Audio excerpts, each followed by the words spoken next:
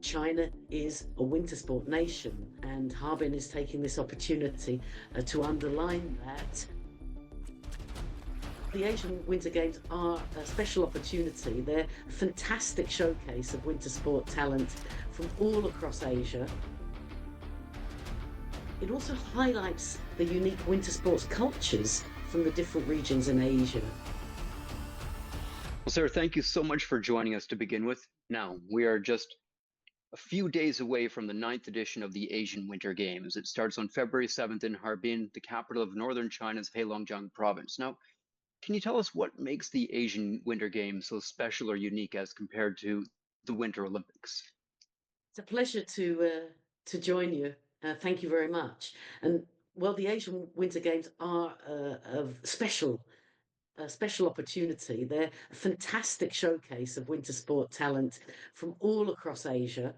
They feature a diverse mix of established winter sports nations like China and Japan and Korea, alongside some emerging sport countries from Central and South Asia. And the Asian Winter Games, they provide a crucial platform for the Asian athletes to develop, to gain experience at a multi-sport event and compete at a high level, but without the intense competition from European and North American nations, and even Australasian in some events. And it also highlights the unique winter sports cultures from the different regions in Asia. Within China, as you know, there are outstanding freestyle aerials athletes, snowboard park and pipe, figure and short track skating. Then from Kazakhstan, there are mogul skiers, Japan, alpine skiing, as well as park and pipe events in snowboard. And Korea has a very strong short track team, alongside many more nations which really focus on particular specialities.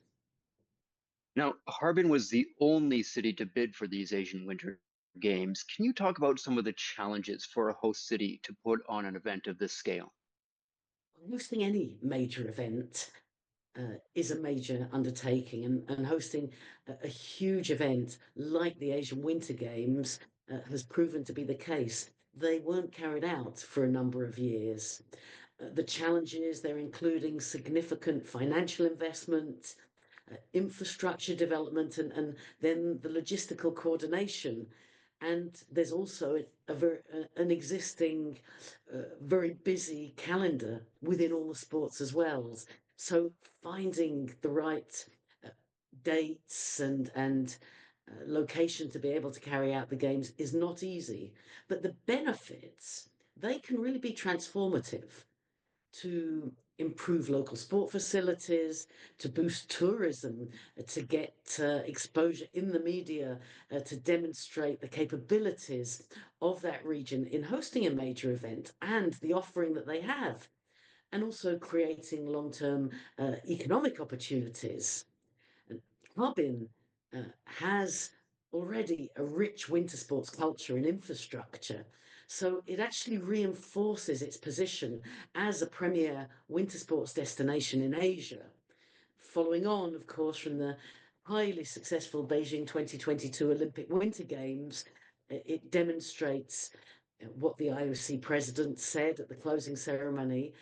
China is a winter sport nation, and Harbin is taking this opportunity to underline that only 3 years hence.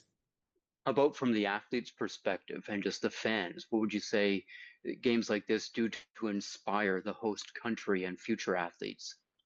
They certainly give the athletes a focal point. It's a year without Olympic Winter Games.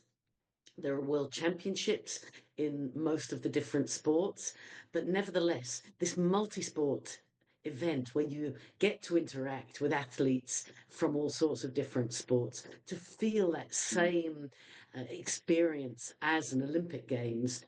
For some, it will be the pinnacle of their career, but for others, it will be a stepping stone, and it will be an exceptional opportunity to experience what they will be facing at next year's Olympic Winter Games in a much closer way than any other major event. Part of Beijing's successful bid back in 2015 to host the 2022 Winter Olympics was to engage 300 million people in winter sports. Now, that number was met and passed some time ago. You've already touched on this a little bit. I know you've had lots of experience here in Beijing and in China in general with winter sports, but can you talk about just the general growth of winter sports in China, in Asia, in regards to the athletes, just general participation and the effects on the economy? Yes, that has certainly been one of the remarkable positives from hosting the 2022 Olympic Winter Games in Beijing, without any question. The commitment of everybody involved in China made this really the success factor. And consequently, China's efforts across winter sports development have been absolutely remarkable. The goal of getting the 300 million people involved was ambitious, but it was met clearly and surpassed. And this was during a very complicated period, with part of it being in the COVID period. And it's led to a surge in participation across disciplines, from grassroots skiing and snowboarding to elite level competition. Um, and economically, it spurred the development of ski resorts, of equipment manufacturing, and winter tourism. And the long-term impact, with a new generation of athletes emerging and more cities embracing winter sports culture, is absolutely present. There was a large new indoor snow centre opened last year. There are two more now being built with a vertical drop. That means kind of the distance of the mountain, the height of the mountain, for 800 meters, which would be enough to host a downhill competition, an Olympic downhill competition. I mean, these are large centres, and they have had record breaking. The existing snow centres have had record breaking numbers now during the Lunar New Year holidays this year. I've learned. So it's very exciting. And yeah, from an athlete perspective, the big successes from the Beijing Games on the snow with Yu Su-ming, with Eileen Yu. These have been inspirational for youngsters with the skaters. The dramatic gold medal on the last day of the last competition of the games. Mm. Really, this has drawn in great publicity and promotion. In Beijing 2022, at those Olympics, it was 52.75% men. Women, obviously 47.25. Milan Cortina in 2026 hopes to do a little bit better. Can you tell us a bit more about gender parity and your ambitions to make it equal across the board? Well, in the International Federation, all of them now, winter sports, there is gender parity. There's still one discipline in the Olympic Winter Games which doesn't have gender parity yet.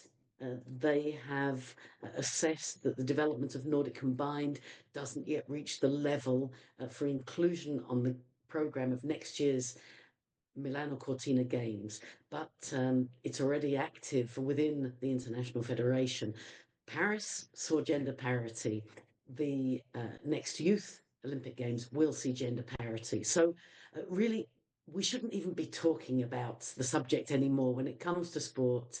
Uh, the opportunities need to be there, but we still need to see some more change in leadership roles. Well, Sarah, thank you so much for all your hard work already, everything you've done. I know winter sports is a better place because of all your efforts. Thank you very much. I'm honored. Thank you.